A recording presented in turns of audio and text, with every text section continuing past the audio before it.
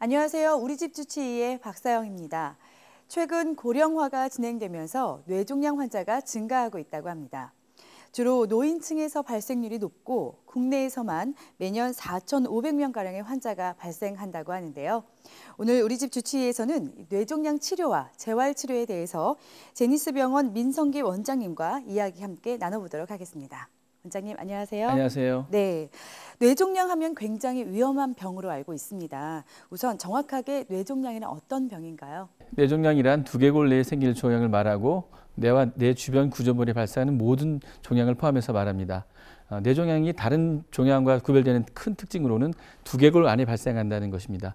두개골 안에 발생하기 때문에 팽창할 수 있는 여유 공간이 별로 없기 때문에 뇌압이 상승하면 두통, 구토와 같은 뇌압 상승 증상을 유발하게 되고 나아가서 더 성장하게 되면 뇌종양이 뇌의 특정 부위를 압박해서 그 뇌가 담당하고 있는 특정 기능의 장애를 유발할 수 있습니다.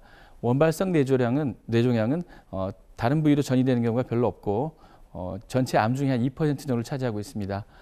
주로 40, 50대에 호발하게 되고 15세 미만에서는 백혈병 다음으로 두 번째로 발생이 많은 암이 되겠습니다. 그 외에 다른 부위에서 전이되는 2차성 전이성 뇌종양이 증가하고 있습니다. 네, 그렇다면 이 뇌종양이 왜 생기는지가 궁금해지거든요. 이 뇌종양의 원인이 있다면 어떤 것들이 있을까요? 예, 그 뇌종양도 마찬가지로 다른 암과 같이 유전학적 손상을 유발한 요인들이 원인으로 알려지고 있습니다. 그래서 유전학적 손상을 유발하는 원인으로서는 방사선이나 화학물질, 바이러스, 뇌손상, 그리고 면역 결핍 이런 것들이 주로 알려지고 있고요. 암과 관련해서 얘기되고 있는 유전자로는 종양 유전자 그리고 암 억제 유전자 이런 것들이 얘기되고 있습니다.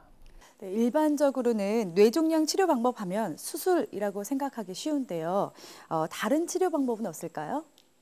일단 그 뇌종양의 치료 방법은 크게 세 가지로 나눌 수가 있습니다. 첫 번째로는 수술, 두 번째는 방사선 치료, 세 번째로는 항암 화학요법을 들 수 있는데 그 외에 고주파 온열암 치료, 면역 치료, 유전자법 이런 것들이 연구되고 있습니다.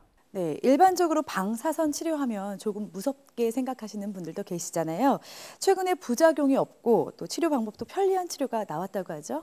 예. 어떤 치료인가요? 네, 고주파 온열암 치료라고 하는 건데요. 일단 화면 보시면서 자세한 설명드리도록 하겠습니다. 지금 보시는 장면이 고주파 온열암 치료 장면입니다. 예, 저 장비가 고주파 온열암 치료기고요.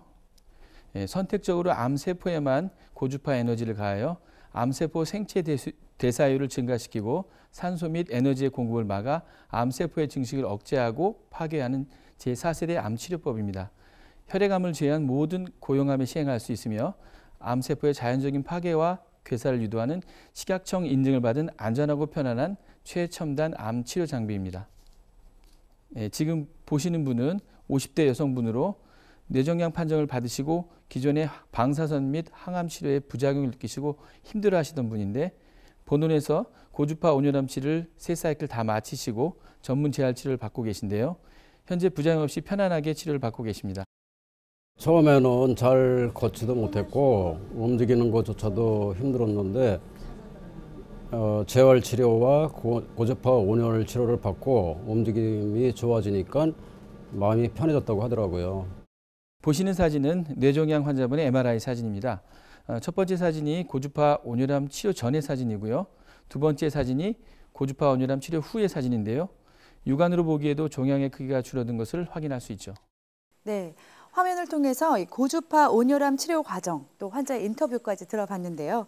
그렇다면 보통 치료 기간이 어떻게 되는지 궁금합니다. 예, 치료 기간은 통상적으로 12번을 한 사이클로 하게 됩니다. 그래서 한 사이클을 한 부위에 주 3회, 그래서 3사이클을 시행하는데 총 36회가 되겠죠.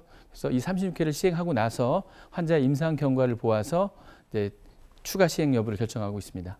네, 그렇군요. 그렇다면 이 방사선 치료니 항암 치료니 때문에 걱정하시는 분들에게는 좀 좋은 소식이지 않을까 이런 생각이 듭니다. 제가 알기로는 이 뇌종양 치료가 수술 후에 또 후유증 같은 것들이 있어서 재활 치료도 중요하다라고 얘기를 들었어요. 뇌종양에 있어서 재활 치료가 중요한 이유가 어떻게 있을까요? 예, 암세포 자체를 파괴하는 고주파 온열 치료와 함께 뇌종양 시 동반되는 신경학적 결손으로 인해서 발생할 수 있는 증상, 편마비, 인지장애, 언어장애에 대해서 전문 재활치료를 병합함으로써 환자의 증상을 향상시킬 수 있는 차세대 치료 개념입니다. 기존의 암세포 자체에만 국한해서 보던 시각에서 환자의 정서적, 기능적, 면역학적, 환경적 요인을 고려해서 전인적이고 포괄적인 전문 재활치료를 시행해서 환자의 암에 대한 저항력을 향상시켜서 좋은 결과를 보이고 있습니다. 네, 그럼 재활치료가 어떻게 이루어지는지 궁금한데요. 화면 보시면서 자세히 알아보도록 하겠습니다.